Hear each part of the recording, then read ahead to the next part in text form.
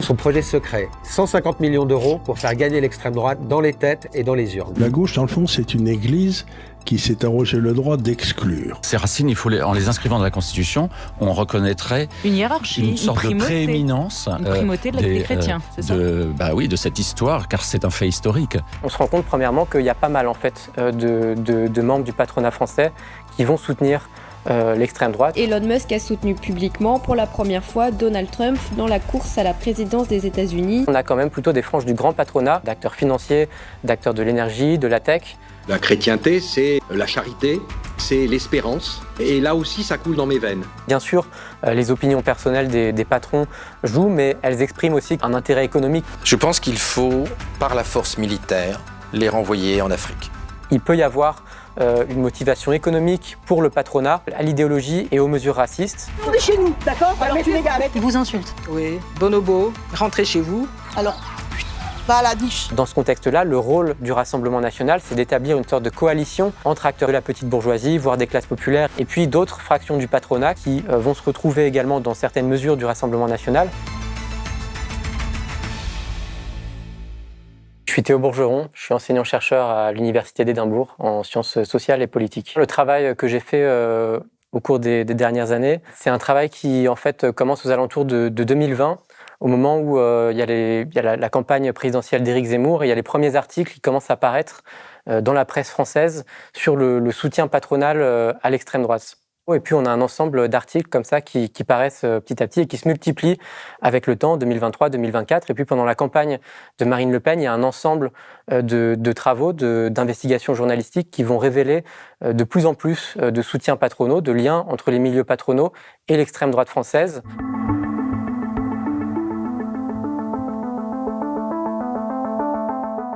En étudiant un peu ces soutiens du patronat à l'extrême droite, on se rend compte premièrement qu'il y a pas mal en fait de membres du patronat français qui vont soutenir l'extrême droite, que ce soit Reconquête, que ce soit le parti de Marine Le Pen, le Rassemblement national.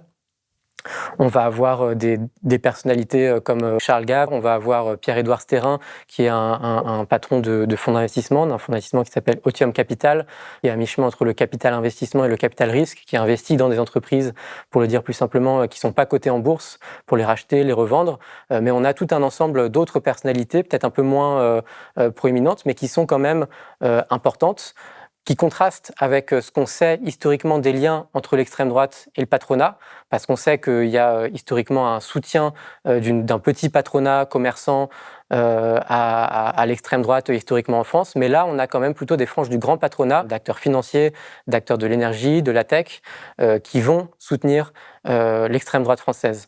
Et en fait ça amène à du coup une base de données d'une quarantaine de soutiens recensés à travers la presse. Et la première chose qu'on peut tirer de ça, c'est que du coup ils sont nombreux et c'est des patrons qui sont bien insérés et qui comptent. Et ça en fait, ça remet en cause tout un discours théorique, toute une approche qu'on a eue sur la montée de l'extrême droite en France au cours des années 2010. Parce que le discours qui a été dominant dans les années 2010 sur la montée de l'extrême droite, ça a été le discours en termes de populisme, avec ce concept qui est le concept de populisme, qui est un concept qui est développé à la fin des années 2000 par quelqu'un qui s'appelle Chantal Mouffe, qui est une universitaire belge, qui va développer cette idée qu'il y a un cycle de réformes néolibérales qui a lieu depuis les années 80 dans l'ensemble des pays européens, aux États-Unis et dans d'autres pays, donc qui sont des réformes qui sont promues par un gouvernement technocratique, consensuel, un gouvernement des experts. Il y a certains théoriciens du mouvement du populisme qui parlent d'une pensée post-politique, des réformes qui sont mues par une motivation post-politique. Donc le fait de supprimer les clivages et de créer du consensus technocratique autour de réformes. Et ces réformes-là, elles vont bouleverser, elles vont détruire les conditions de vie d'un ensemble de groupes sociaux, notamment des classes populaires, qui vont subir l'ouverture aux échanges internationaux, un ensemble de réformes d'austérité, etc.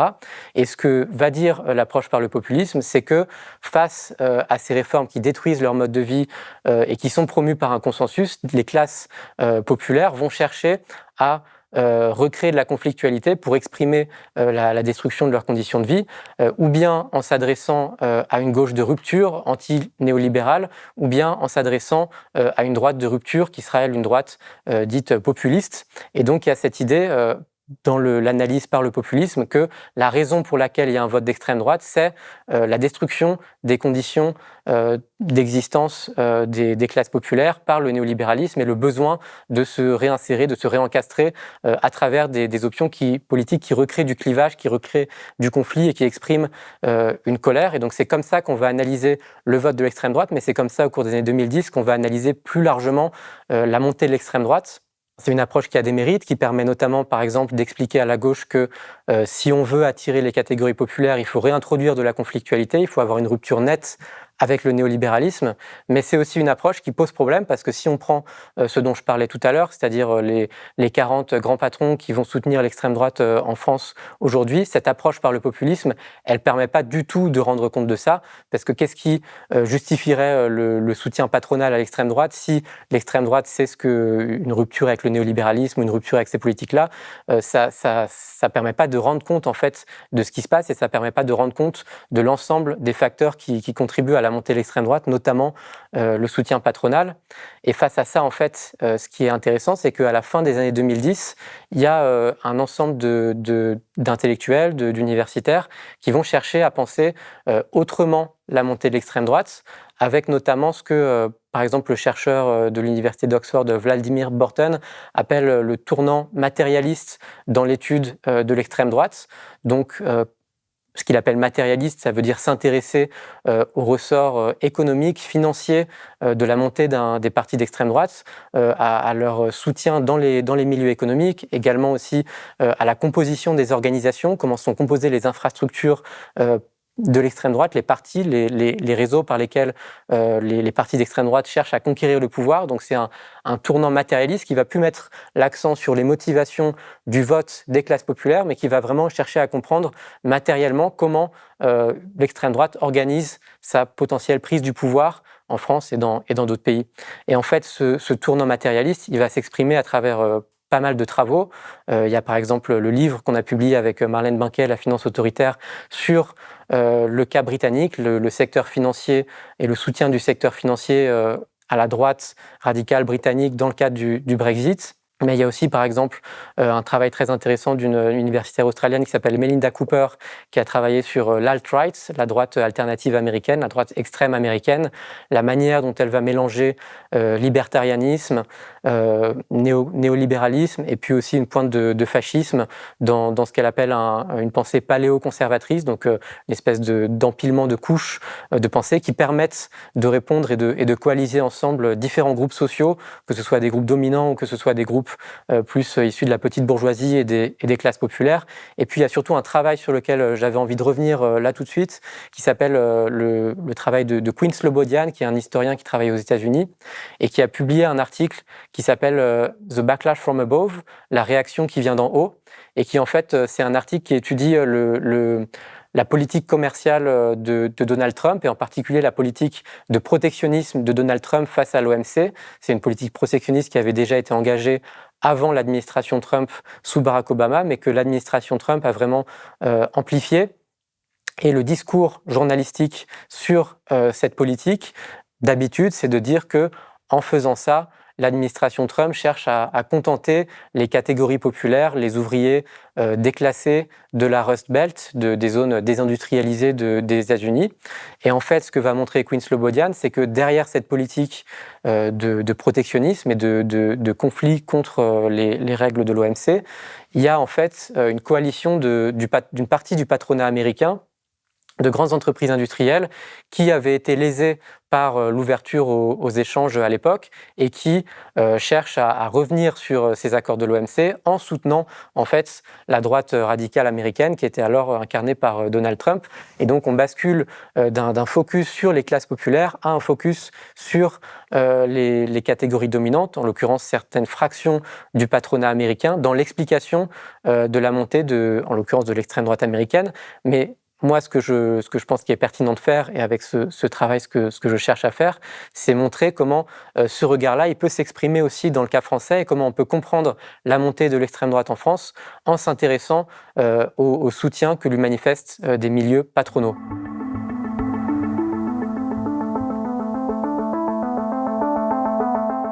La question ensuite qui se pose, c'est pourquoi est-ce qu'ils vont soutenir l'extrême droite, quel est l'intérêt qu'ils y trouvent. Et l'angle le plus fréquent, si on lit les articles de presse à ce sujet, c'est l'idée qu'il y aurait en fait des opinions personnelles des milliardaires qui s'exprimeraient à ce sujet. Donc quand on parle de Vincent Bolloré, on écrit que c'est un catholique fervent. Quand on parle de Pierre-Édouard Stérin, je reviendrai peut-être sur lui un peu plus tard, on dit également que c'est quelqu'un qui a des opinions conservatrices, qui est catholique affirmé, etc. Même chose pour Charles Beigbeder, qui a soutenu par exemple Marion Maréchal et qui a soutenu également la campagne d'Éric Zemmour. On dit que c'est quelqu'un qui a, dans la presse, on dit que c'est quelqu'un qui a un engagement de droite historique. Et en fait, bien sûr, les opinions personnelles des patrons jouent, mais elles expriment aussi quelque chose au-delà des opinions personnelles. Elles expriment, et à mon sens, c'est là qu'il faut orienter l'analyse, un intérêt économique. Et à ce titre-là, ce qu'on remarque, c'est qu'il y a 3 grands secteurs dont ils proviennent principalement. La finance, les énergies, et en particulier les énergies fossiles, et la tech. Mais si on prend le secteur financier, on voit qu'il y a une concentration des acteurs du monde financier qui soutiennent l'extrême droite. On peut penser, comme j'ai dit tout à l'heure, par exemple à Pierre-Édouard Stérin, qui est le patron du fonds d'investissement Otium Capital, qui soutient avec son associé François Durvy le Rassemblement national. La presse l'Humanité a publié récemment un travail d'investigation qui montre son plan qui s'appelle Périclès pour déverser 150 millions d'euros au cours, je crois, des 10 prochaines années pour faire triompher l'extrême droite en France. Mais il y a d'autres exemples de ces soutiens. On peut penser à Charles Beigbeder, par exemple, qui à l'origine est le fondateur d'une entreprise de distribution d'électricité qui a bénéficié de la fin du monopole d'EDF sur l'électricité qui s'appelait Poweo. Et en fait, après, avec sa fortune, Charles Beigbeder a fondé un fonds d'investissement de ce qu'on appelle le capital risque, qui investit dans des startups, qui s'appelle Quantonation, et Charles Beigbeder soutient l'extrême droite, notamment Marion Maréchal, Éric Zemmour. On peut penser également, par exemple, au fonds d'investissement de Charles Gave, dont j'ai parlé au début, Gavcal, qui est un hedge fund qui opère à Hong Kong et qui a soutenu la campagne d'Éric Zemmour. Bref, il y a un ensemble d'acteurs. Et ce qui est intéressant, c'est que ces acteurs financiers ne viennent pas de n'importe quel sous-secteur de la finance. En l'occurrence, c'est des acteurs financiers qui viennent du secteur de ce qu'on appelle la finance alternative. Donc il ne faut pas s'imaginer là une finance pro-environnement ou une finance qui opérerait différemment, qui aurait d'autres normes supérieures, etc. Quand on parle de finance alternative, c'est un concept qui vient du secteur financier lui-même. On s'oppose à ce qu'on appelle la finance traditionnelle, qui est la finance qui va opérer sur les marchés cotés, sur les marchés boursiers. Donc les grands fonds de pension, les grandes sociétés d'assurance qui investissent leur argent en bons du trésor, en actions, etc. La finance alternative, par opposition, c'est la finance qui va agir opérer sur le secteur non coté, donc les entreprises, par exemple, qui sont trop petites pour être cotées en bourse, les startups, ou les PME pour les fonds de capital investissement, ou encore on peut penser aux fonds d'investissement immobilier qui vont acheter des immeubles et les revendre ou les exploiter. Donc c'est une finance qui est plus récente, qui paradoxalement aussi est plus dérégulée et plus agressive et qui accumule énormément d'argent. Et donc du coup, si on cherche à comprendre pourquoi la finance alternative cherche à soutenir l'extrême droite en France, à soutenir le Rassemblement national, une chose importante et utile, c'est d'aller regarder le programme du Rassemblement national.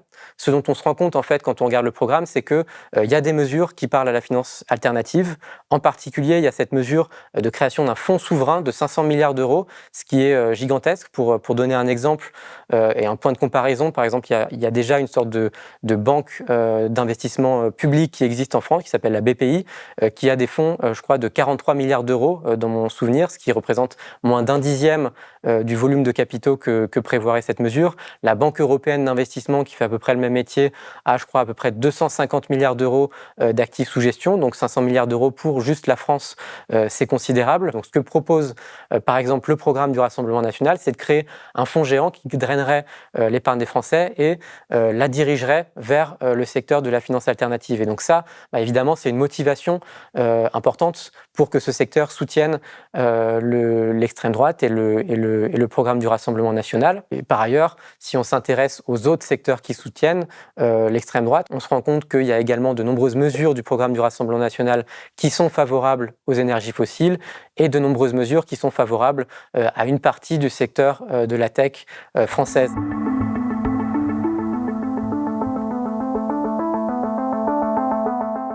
Un dernier élément sur lequel je veux revenir, c'est que là, de la manière dont je présente les choses, on a l'idée en fait que la montée de l'extrême droite en France serait le produit d'un conflit au sein du patronat français, un conflit entre différents groupes patronaux, certains groupes patronaux qui soutiendraient le pouvoir macroniste, le régime néolibéral actuel, et puis d'autres groupes patronaux qui soutiendraient l'extrême droite pour amener une rupture. Et en fait, c'est une vision qui pose problème parce que elle ignore quand même certaines dimensions de ce que c'est que l'extrême droite. Notamment, elle ignore l'idéologie raciste, sexiste, validiste qui va motiver et qui va imprégner les discours et les programmes de l'extrême droite. Et donc la question, c'est comment rendre compte de ces discours-là. Par exemple, si on prend le cas du racisme, comment rendre compte du racisme de l'extrême droite dans cette perspective matérialiste. Un premier point, c'est qu'en fait, il peut y avoir une motivation économique pour le patronat à l'idéologie et aux mesures racistes. Et je pense que là, on peut donner un exemple que pas mal de gens auront en tête, mais qui est l'exemple de Vincent Bolloré. Si on prend par exemple Vincent Bolloré qui soutient l'extrême droite, l'accord entre Éric Ciotti et Jordan Bardella pendant les législatives s'est fait dans sa villa Montmorency, dans les quartiers aisés de Paris, qui possède aussi CNews. Le groupe de Vincent Bolloré possède aussi jusqu'en 2023, possédait une filiale qui s'appelait Bolloré Logistics, dont le métier c'est de détenir et d'exploiter des infrastructures portuaires en Afrique, donc des ports africains, donc qui sont des monopoles sur lesquels la société a des concessions. Ce qu'on peut constater, c'est que le maintien de ces activités portuaires de Bolloré Logistics implique un soutien de l'État français, un soutien diplomatique, un soutien militaire, des interventions militaires ou des bases militaires si besoin. Et donc cette société-là, sa capacité à extraire des profits, à accumuler, elle va être sous-tendue par la politique néocoloniale, concrètement, de l'État français. Et cette politique néocoloniale, si on lit les travaux sur le colonialisme, elle est évidemment intimement liée à l'idéologie raciste. Si on lit cette tradition de travaux sur les liens entre capitalisme colonial et racisme, qui remonte jusqu'à, par exemple, W.E.B. Du Bois, on se rend compte que c'est le capitalisme colonial qui invente, entre guillemets, la question de race, ou du moins qui a les clivages raciaux, qui a de forts liens entre le racisme, la génération du racisme et l'émergence du capitalisme colonial. Et donc, on peut penser que le maintien de la capacité d'accumuler d'une société comme Bolloré Logistics implique, est lié au maintien des clivages raciaux et du racisme qui existe en France et qui va permettre de justifier des politiques néocoloniales. Ceci dit, ça n'explique pas tout, et je pense qu'il faut aussi mobiliser un deuxième point. Je pense par exemple au travail de Félicien Faury sur le vote d'extrême droite dans le sud-est de la France, où on se rend compte que, en tout cas c'est ce qu'il affirme dans son travail, qu'il y a une motivation socio-économique au vote d'extrême droite dans ces milieux-là.